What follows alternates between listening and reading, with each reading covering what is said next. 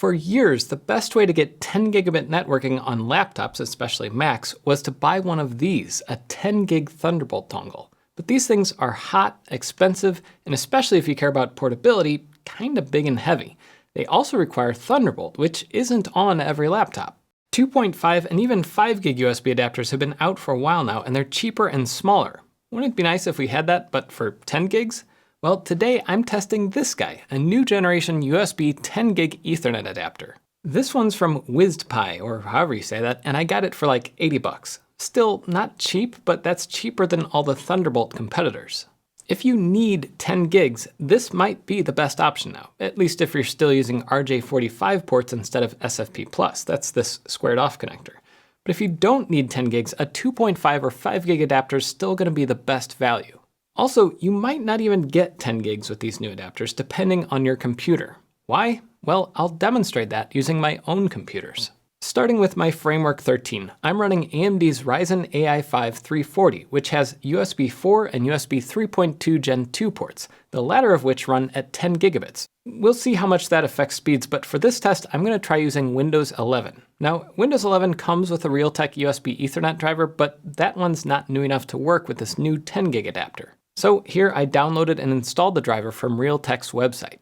After a minute or two, the interface looks like it's working correctly. It's saying it's 10 gigabits, and I have an IP address, so I'll go ahead and turn off Wi-Fi so I can be sure that the laptop's only going to use this Ethernet connection.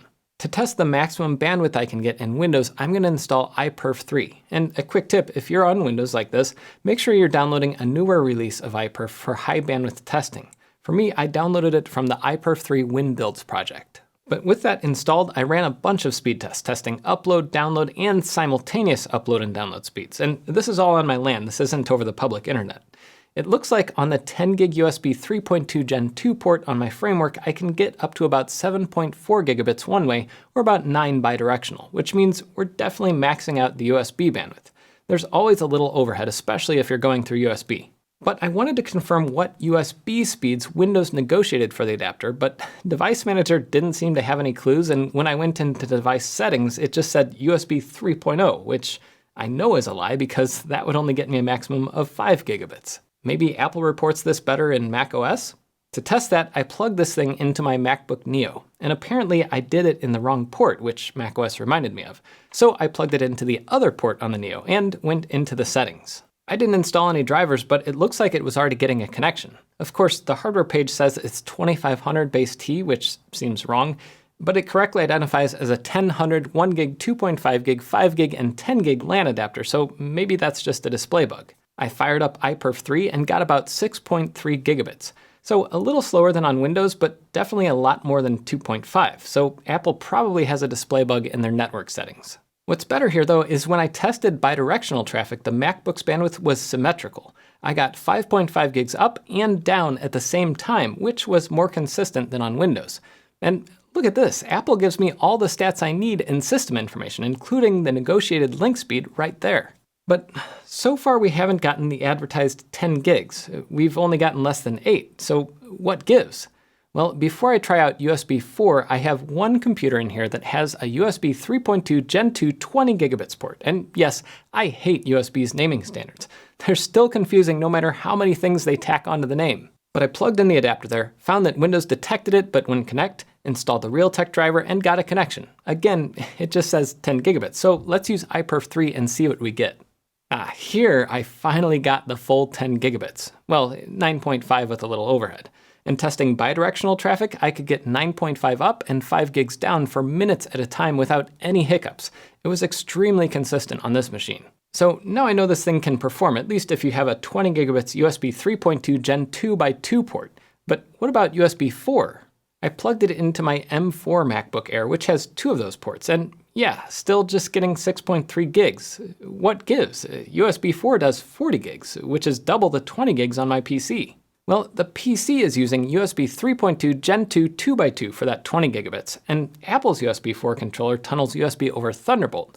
For anything that's not USB 4 rated, you wind up with only one 10 gig lane. Thus, with overhead, I can only get around 6 to 7 gigabits.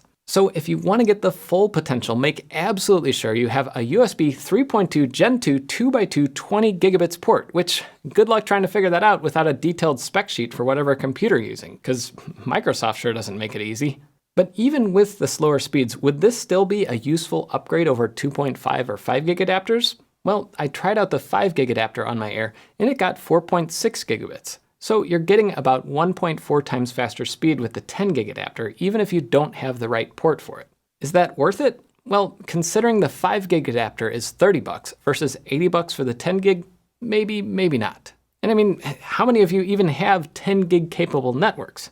If you don't have a 10 gig switch and a use case that needs a full 10 gigabits of bandwidth, you're better off with 2.5 or 5 gigs.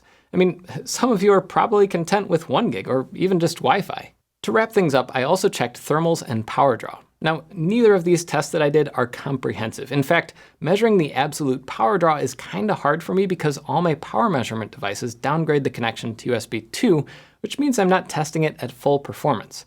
But at USB 2 speeds, this thing uses about 0.86 watts of power. And it didn't get that hot, which was surprising to me. All my Aquantia-based 10 gig adapters turn into little ovens, and that's a big reason they're so big. The enclosures are basically giant heat sinks.